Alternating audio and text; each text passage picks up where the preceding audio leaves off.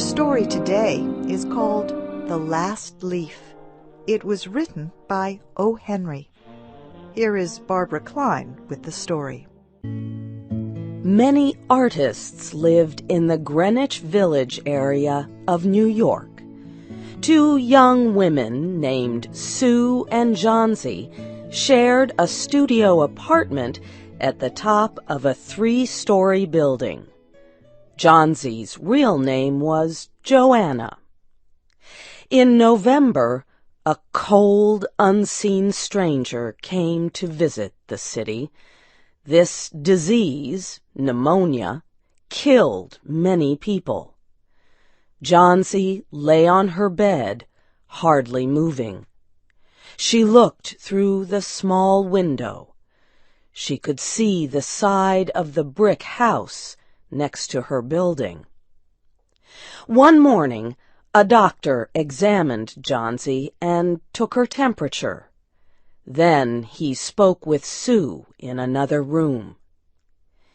"She has one chance in, let us say, 10, he said. "And that chance is for her to want to live.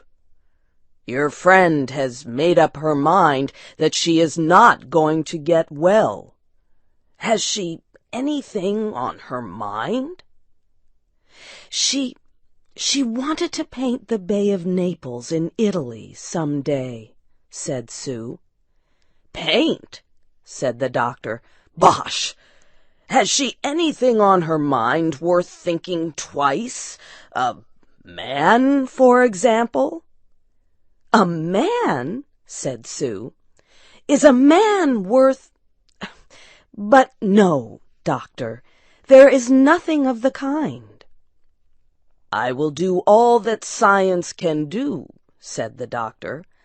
"But whenever my patient begins to count the carriages at her funeral, I take away 50% from the curative power of medicines." After the doctor had gone, Sue went into the workroom and cried. Then she went to Johnsy's room with her drawing board, whistling ragtime. Johnsy lay with her face toward the window. Sue stopped whistling, thinking she was asleep. She began making a pen and ink drawing for a story in a magazine. Young artists must work their way to art by making pictures for magazine stories. Sue heard a low sound, several times repeated. She went quickly to the bedside. Johnsy's eyes were open wide. She was looking out the window and counting backward. 12, she said, and a little later, 11, and then 10, and 9, and then 8 and 7, almost together. Sue looked out the window. What was there to count? There was only an empty yard and the blank side of the house 7 meters away. An old ivy vine, going bad at the roots, climbed halfway up the wall. The cold breath of autumn had stricken leaves from the plant until its branches, almost bare, hung on the bricks. "What is it, dear?" asked Sue. 6, said Johnsy quietly. "They're falling faster now. 3 days ago there were almost 100. It made my head hurt to count them. But now it's easy. There goes another one. There are only 5 left now." "5 what, dear?" asked Sue. "Leaves on the plant. When the last one falls, I must go too. I've known that for 3 days. Didn't the doctor tell you?" "Oh, I never heard of such a thing," said Sue.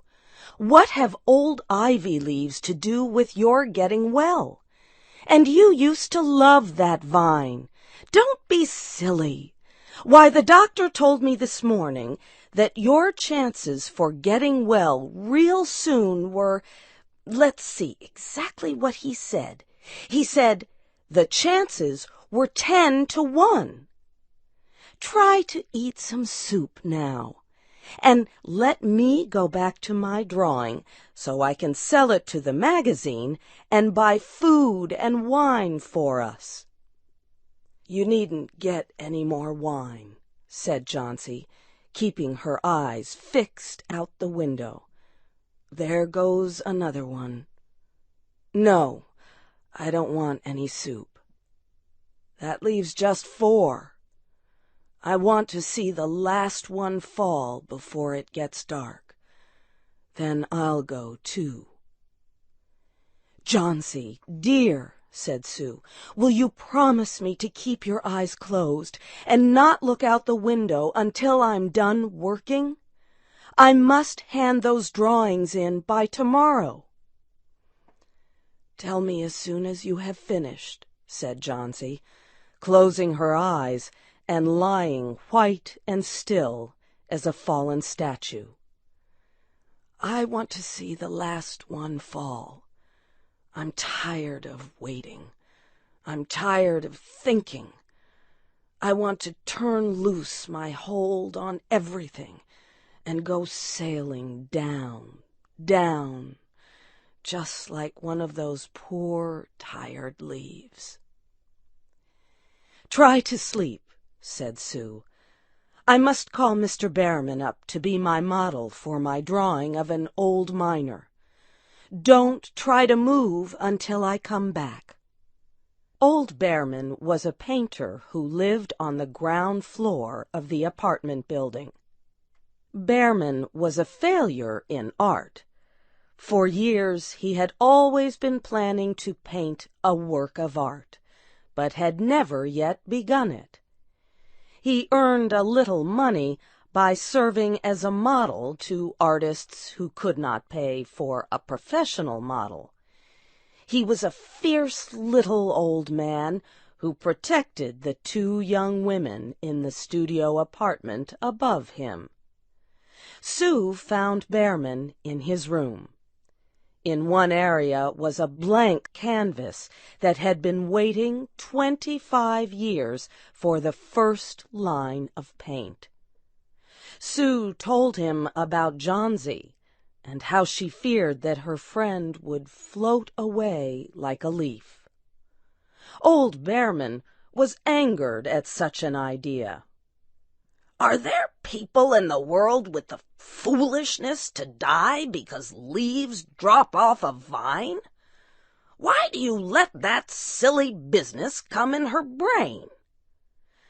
She is very sick and weak, said Sue, and the disease has left her mind full of strange ideas. This is not any place in which one so good as Miss Johnsy shall lie sick, yelled Behrman. Some day I will paint a masterpiece, and we shall all go away. Johnsy was sleeping when they went upstairs. Sue pulled the shade down to cover the window. She and Behrman went into the other room. They looked out a window fearfully at the ivy vine. Then they looked at each other without speaking. A cold rain was falling, mixed with snow. Behrman sat and posed as the miner. The next morning, Sue awoke after an hour's sleep. She found Johnsy with wide-open eyes staring at the covered window. "Pull up the shade. I want to see," she ordered quietly. Sue obeyed. After the beating rain and fierce wind that blew through the night, there yet stood against the wall one ivy leaf. It was the last one on the vine. It was still dark green at the center, but its edges were colored with the yellow. It hung bravely from the branch about 7 meters above the ground. "It is the last one," said Jauncey. "I thought it would surely fall during the night. I heard the wind. It will fall today, and I shall die at the same time." "Dear, dear," said Sue, leaning her worn face toward the bed, "think of me if you won't think of yourself.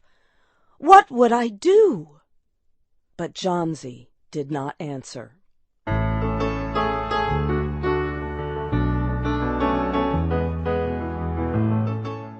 The next morning, when it was light, Jauncey demanded that the window shade be raised.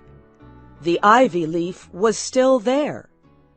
Jauncey lay for a long time looking at it. And then she called to Sue, who was preparing chicken soup. "I've been a bad girl," said Jauncey. "Something has made that last leaf stay there to show me how bad I was. It is wrong to want to die. You may bring me a little soup now." An hour later she said, "Some day I hope to paint the Bay of Naples." Later in the day the doctor came, and Sue talked to him in the hallway. "Even chances," said the doctor. "With good care, you'll win. And now I must see another case I have in your building. Behrman, his name is. Some kind of an artist, I believe. Pneumonia, too. He is an old, weak man, and his case is severe. There's no hope for him, but he goes to the hospital today to ease his pain." The next day the doctor said to Sue, "She's out of danger. You won. Nutrition and care now. That's all."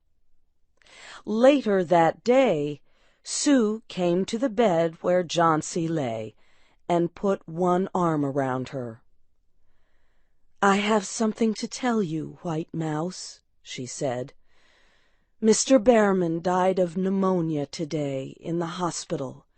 He was sick only 2 days. They found him the morning of the first day in his room downstairs, helpless with pain. His shoes and clothing were completely wet and icy cold. They could not imagine where he had been on such a terrible night. And then they found a lantern, still lighted, and they found a ladder that had been moved from its place, and art supplies and a painting board with green and yellow colors mixed on it. And look out the window, dear, at the last ivy leaf on the wall. Didn't you wonder why it never moved when the wind blew? Oh, darling, it is Behrman's masterpiece. He painted it there the night that the last leaf fell." You have heard the story The Last Leaf by O. Henry. Your storyteller was Barbara Klein. This story was adapted by Shelley Gullist and produced by Luan Davis. I'm Faith Lapidus.